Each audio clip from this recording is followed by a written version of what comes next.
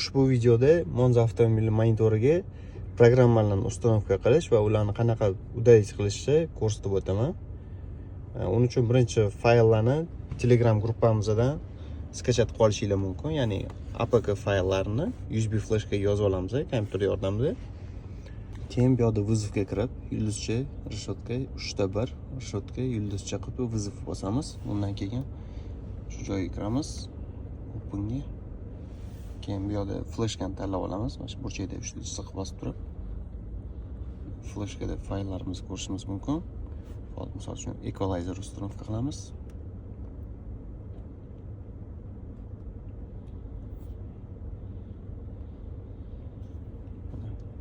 Hozirda ko'rishimiz mumkin. Uстановка qilinayotgan fayllar o'sha eng chap tomondagi birinchi stranisaga tushadi. Xo'p, buni uстановка qildik. Endi sizlarga udalить qilishni ko'rsataman. Bu uchun ham boyagidagi kirib olamiz. Yulduzcha reshotka 3/1, reshotka yulduzcha qilib vizov bosamiz. Keyin bu yerda ko'rishingiz mumkin. Shunisiga kiramiz. Xo'p, bu yerda more bosamiz. Bu yerda mana apps and notifications deb qo'ygan. Shuni bosdik.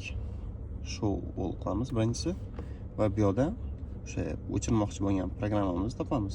Misol uchun biz hozir equalizer uстановка qilganmiz. Shuni o'chirmoqchi bo'lsak, ustiga kirib turib, mana bu yerda mana uninstall qilamiz. OK bosdik. Bo'ldi. Programmamiz o'chdi. Endi bu yerda menyuni bosib, bemalol chiqib turamiz.